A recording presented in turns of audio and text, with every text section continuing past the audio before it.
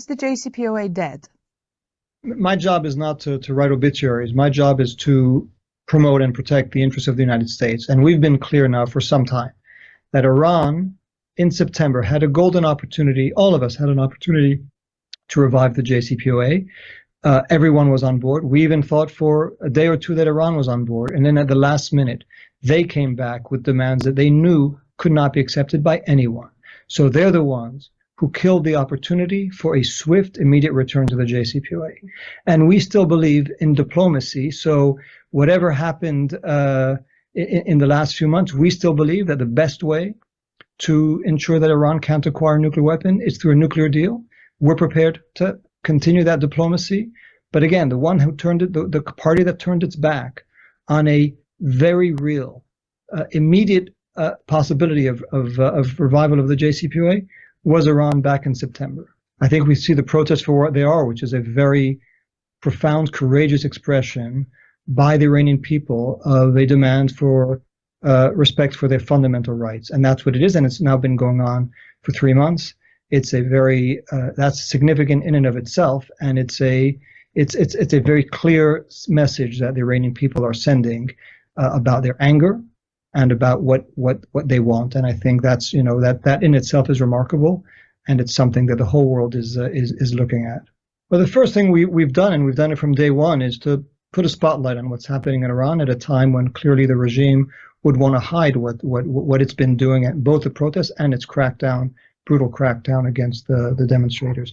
So we've put a spotlight, and that's been a multilateral effort. It hasn't been just the US. It hasn't even been just the West. It's been North and South, East and West countries across the globe that have expressed their indignation with regards to the crackdown, and also their admiration for the courage of the Iranian people who've been demonstrating at great risk. So that's number one. We've also taken important steps to loosen our own sanctions to make sure that they are not an obstacle to the ability of the Iranian people to communicate with themselves and with the outside world. And we've taken steps in multilateral forum, most recently in the Commission on the Status of Women, to again make sure that Iran and its leadership and anyone who's involved in the crackdown is held accountable in the eyes of its people and in the eyes of the international community. Latest news, Iran. Headliner: South Korea calls Iran biggest threat, enemy of the United Arab Emirates. The president of South Korea says the enemy of the United Arab Emirates and its biggest threat is Iran, while South Korea's enemy is North Korea. According to the Arabic service of Yonhap news agency, Yoon Suk-yeol said during his visit to the United Arab Emirates Sunday that the security of the United Arab Emirates, which is our sister nation, is our security. He added that the two countries are in very similar situations as both face dangerous enemies. The president of South Korea has traveled to the Arab country on a 4-day official visit upon the invitation of Mohammed ibn Zayed Al Nahyan, the president of the UAE. It seems that this is the first time that South Korea calls the Islamic Republic the enemy and the biggest threat to security of the country. Seoul's relations with Tehran, except for the issue of $7 billion frozen in Korean banks due to U.S. sanctions, were usually considered to be normal and far from tension.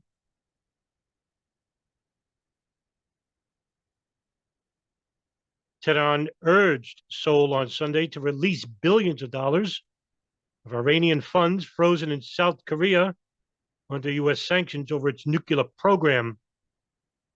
Iran's first vice president, Ishaq Jarangiri, said during a joint news conference with Prime Minister Chung Se-tian in Tehran, "We call on the South Korean government to release Iran's financial resources as soon as possible." Chung's visit comes after Iran on Friday released the South Korean flagged tanker it had seized 3 months ago as Tehran passed Seoul to unblock billions in frozen oil funds. Iran has accused South Korea of hiding hostage $7 billion of its funds, but Tehran has repeatedly denied that the seizure of the vessel was linked to the issue.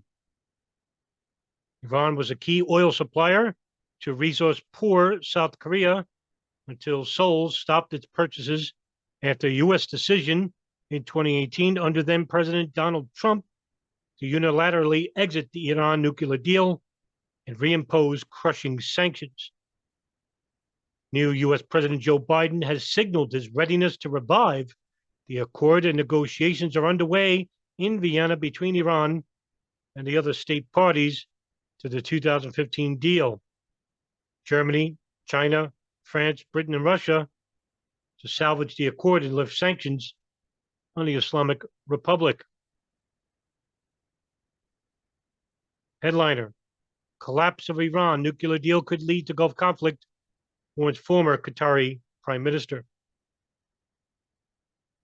Former Qatari Prime Minister Hamad bin Jassim warned Saturday that a collapse of international efforts to renew Iran's 2015 nuclear deal could lead to war in the Gulf region.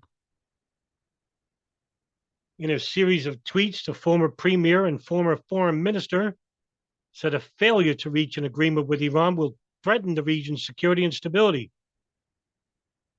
The situation in our Gulf region has become fraught with dangers and requires everyone to pay constant attention in anticipation of any possibilities. The West, led by the United States, has not yet reached an agreement that will bring the nuclear agreement with Iran back to life, the former prime minister said on Saturday. For now, in more than a decade, Israel has threatened to attack its regional enemies' nuclear facilities if it deems world powers' diplomacy with Tehran a dead end. Bitter foes, a shadow war between Israel and Iran, have seen a spate of attacks on ships in the Gulf from both sides that they have blamed on each other. If parties do not reach a new nuclear deal with Iran and the United States provides Israel with the weapons it needs, there will be, God forbid, military escalation that may shake security and stability in our region and will have dire economic, political, and social consequences, bin Jassim wrote on Twitter the other day. He stressed the need to address existing problems peacefully to the United States, warning that the Gulf would be the first to lose in the event of an outbreak of violence. The Qatari officials sounded less optimistic about a deal being reached, but did not rule out a sudden and positive shift in negotiations. Jassim's statements came a day after the Director General of the International Atomic Energy Agency, Rafael Grossi, said that talks with Iran had broken down. Speaking from the Vatican earlier this week, Grossi acknowledged there was an impasse with international negotiations broken down over a volatile and dangerous issue. Former U.S. President Donald Trump withdrew from the agreement in 2015 and reimposed crippling economic sanctions on Iran. Talks to revive the pact began in April 2021, but have stalled in recent months amid tensions between Iran and other parties to the deal. That's the latest news, and now my thoughts. To describe the relations between the Gulf and South Korea, modern-day relations started during the Korean War, in which Saudi Arabia, as part of the Western alliance against communist expansion by the Soviet Union, then had sided with the country of South Korea from 1950 to 53. And even though Saudi Arabia couldn't attribute or contribute soldiers, they could contribute oil. And from then, Saudi Arabia and South Korea have commonly experienced economic booms between the 1970s and 80s, where the two nations support each other. And South Korean investors are among the most important investors in the kingdom currently. So when you have Saudi Arabia announcing the Saudi Vision of 2030, which is basically a strategic framework to reduce the kingdom's dependence on oil by diversifying its economy and developing public service sectors with investors, especially from South Korea, there's a much stronger cooperation between the two countries. And thus, when you have that type of relationship, you also have to acknowledge the problems along with each side. And the problem is Iran. But is it? Saudi Arabia has been a country that has exported the most terrorism in the world in terms of Arab fundamentalism than any country.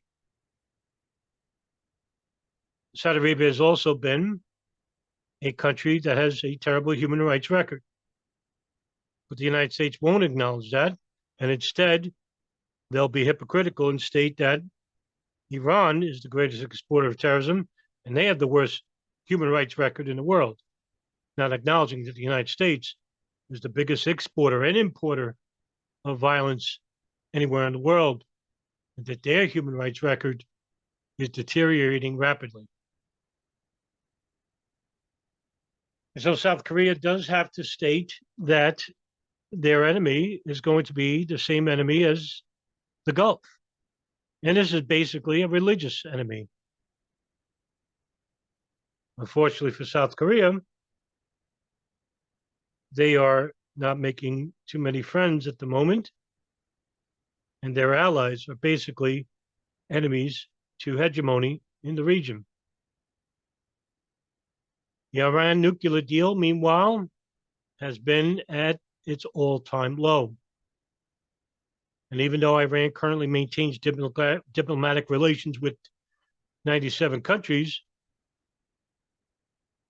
countries such as Israel and Saudi Arabia and the United States and Great Britain have been instigating Iran to react.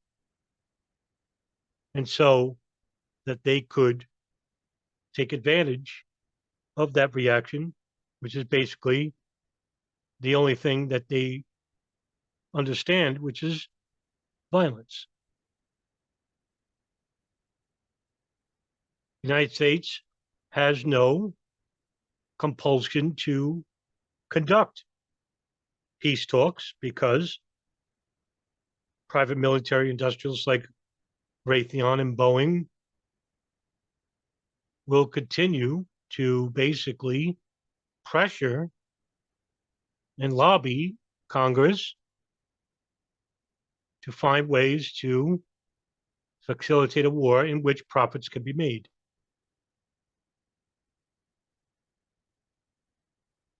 What doesn't help Iran is their terrible mullahs who govern part of the country. And this is the reason why we see many protests, which are most likely some of which are being facilitated by the CIA, as usually the case.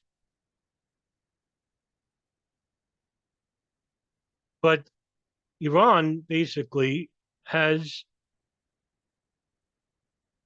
some pragmatism in their history. They do allow the most Jews in their country than anywhere on earth, as well as other religions practicing openly in the country. As for trade and as for economic boom, that is on the downward spiral due to the brutal sanctions, which are meant to weaken the country from within, just like they did with Iraq in 1990 and 2002. And so if we don't recognize the traits of the war machine, which the United States currently is undertaking here in this conflict, we're going to notice until it's too late. And we must do something about it now before it affects us all.